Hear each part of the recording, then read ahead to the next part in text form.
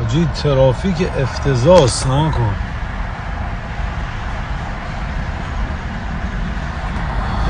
یه سری آدمای پولدار میشناسم پسر، بعد خوشتیپ و خیلی درست حسابی، اینا که حوصله دختر بازی ندارن میرن استریپ کلاب های اینجا. مثلا یه سری دخترای 21-22 ساله، اینایی که مثلا از این دهاتای دور و بر تگزاس میان اینجا و بعد اینجا بد نیست مثلا که برقصن تو، مثلا کاری که نمیکنن که میرقصن فقط دیگه.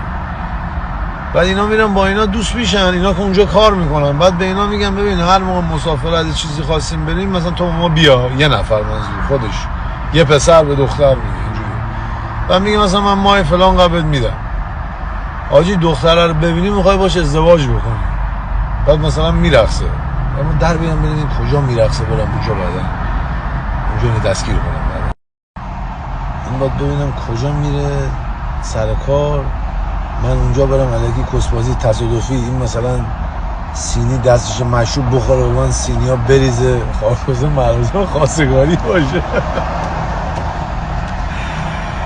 او چی کار دارم من، ولی آیدیای بدی نیست. مثلا منی که نمیتونم با یکی باشم به خاطر شرایط، مثلا بازیگرم من دیگه، به حساب شرایط بازیگری، چون ما یه هفته این کشور هستیم یه هفته اون کشور هستیم، به خاطر اسکار ما همش درگیر کسکار هستیم، رو این حساب احساس میکنم چیز بدی برای من نباشه، 2-3 تا داشته باشم سفرهای مختلف. نمیدونم هنوز تصمیم نگرفتم هنوز. آره خواهر پول گاهیدم، همه کار میشه باش کرد، بعد وقتی ما پولم الان نهاریم اوضاع خیلی خرابه. خواهر زندگی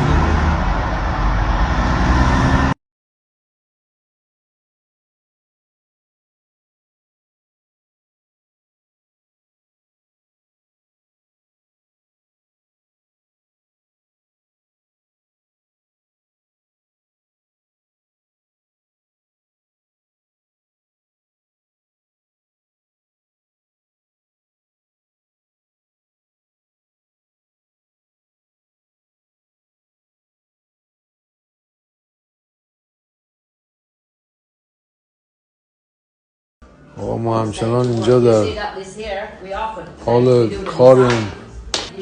این الان 5مین باره که این سمپلا رو میارم، من خوشم نمیاد، خسته شدم دیگه. بالا الان فکر کنم اینجا 500 تا تیکه لباسه، میبینه این روپور. گفتم نه کوالیتی، گفتم یه کوالیتی میخوام که بخوام پول باید بیشتر بدی. گفتم یا نمیرم توش، اگه بخوام برم یه کوالیتی درست حسابی میخوام.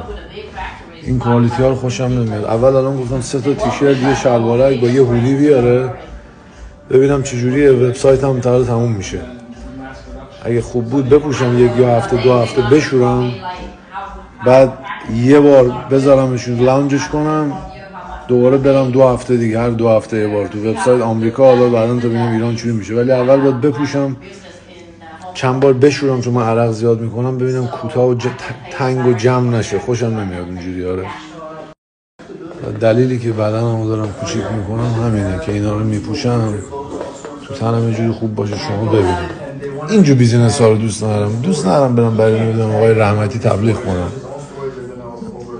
بد نیست اونم باحاله، ولی خب من اینجا خودم دستم بازه دیگه. ایران نمیتونن خیلی کارا رو بکنن، خب از اونجا کاسبی میکنن نوش جان، ولی من وقتی اینجا دستم بازه برای چی نکنم؟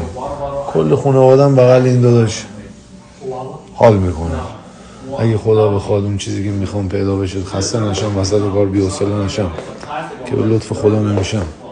قربان دیگه. شام ایرانی گرفتیم بخوریم با اینا، مهمون ما دیگه. خداحافظ، جای شما خالی.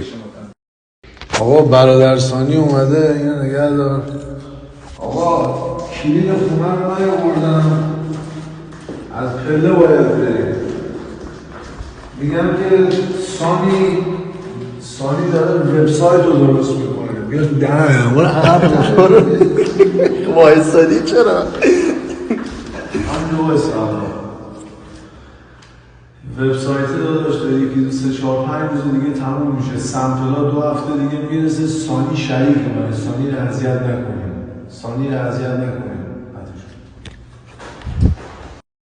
The Castro new location is my friend. He's my best. Yeah, Ali Reza is my close friend. That's really good too. That's a good vibe over there. جای شما خالی آقا. آقا یه آپدیت به شما بدم که چی شد. اینا رو آورد تیشرت و شلوار و اینا، گفتم هیچ کدومو نمیخوام، خوشم نیومد. کوالیتی میخوام، این کوالیتی کلوفتای اوورسایز باشه، فهمیدی؟ دوست ندارم کوتاه باشه و اینا. بعد میخوام بپوشم چند بار عرق میکنم که کوتاه نشه. از اول همه چیشو میخوام برای شما بذارم، میخوام شما باشین ببینین. بعد داداشی از بچگی جوگیرم نبودم، خجالتم از هیچ چی نمیکشم. حتما هم نمیخوام که وقتی میخوام کمپانی خودم رو باز بکنم 600 تا چیز باشه. نه، احتمال داره مثلا با یه دونه تیشرت وا بکنم. آیسی عقاب همه میدونن که سیملوب قاطیه، ولی حداقل اون یه چیز که میاد بیرون دلم میخواد که مثلا یارو اگه 20 بارم شست کوچیک نشه، فهمیدی؟ حالا هیچ عجله ندارم داداش، تیکه تیکه بزرگ میکنی. اگه بخواید زندگی شورتکات نداره، زندگی میانبری نداره، باید نم نم. آره الان فعلا با یه تیشرت و شلوارک شروع میکنم، بعدا همینجوری اضافه میکنم به همه چی. اگر پروردگار بخواد خالکوسه بازی تو کار من نباشه، پروردگار خودش برای من همینجوری که سوشال مدیا رو ساخت، شما عقابای کله سفید آورد در کنار آیسی عقاب داریم با هم زندگی میکنیم، پرواز میکنیم در ارتفاع 36,000 ما در کنار هم دیگه، اونم راه میندازه. هر چی پروردگار بخواد تمام شده. به قرآن مجید اصلا حوصله ندارم به این کسچه دیگه فکر کنم. رفت 2 هفته دیگه که اون سامپلا بیاد. سامپل یعنی سامپل دیگه، این سامپل اونه، این سامپلشه دیگه، یعنی داره چند تاشو میاره امتحان بکنیم. سامپل چی میشه خارکوس فارسی؟ سامپلشه، این سامپل اونه. میتونی سامپل اونو بدی؟ میتونی مثلا اینو بیار من بپوشم، اگه خوبه بعدا اوردر بدم. نمیدونم سامپل چی میشه خارکوسه، مانند میشه، نمیدونم. فعلا دیگه شب بخیر تا فردا. آقا صحبت‌های امروز من رو میخوام هایلایت بکنم، چون دیدم خیلی یه سری دوست داشتن. خب خدا رو 100,000 مرتبه شکر. نمیگم حرفای منو گوش بکنین، من چه کسکشی هستم. من مثل همین، شما به من تو دایرکت میگین من یاد میگیرم و اینا، ولی اگه آرومت میکنه هر از گاهی گوش بکن دیگه. در این نقطه از دنیا، تو این آمریکا به این بزرگی، آیسی عقاب عاشق همه است، همه آیسی رو دوست دارن. باز آیسی اینجا تنها این گوشه نشسته. قصه چی داری میخوری برادر؟ هر شب خونه خودم هم راحت برم بیرون چیکار کنم؟ برای خودم دردسر کیره خر درست بکنم. خونه خودم نشستم فیلم نگاه میکنم، غذا، زندگی سالم، هیچ عجله‌ای هم ندارم. وقت برای زندگی بسیار است. هر کی فکر میکنه که جوانیش رفت و زندگیم تمام شد، برادر من 200 سال عمر میکنه تا کسکشی رو آخر خداوند نشون آدم بده. شکرگزار باش از هر مدل زندگی که هست. سعی و سلامت باشی خودش $1,000,000، همه چی خدا به تو میده. آقا من دارم میرم میخوابم دیگه، سفارش نکنم. اگه آمریکا هستین شب خوبی داشته باشین، اگرم ایران هستین که امیدوارم که روز خیلی خوبی داشته باشین و انرژی آیسی پشت پناه شما برای من انرژی بفرستین. من فردا 5:05 بیدارم، میخوام برم تمرین. فردا 5:05 میخوام برم تمرین. کسبازی در نیارین دیگه. فعلا خداحافظ.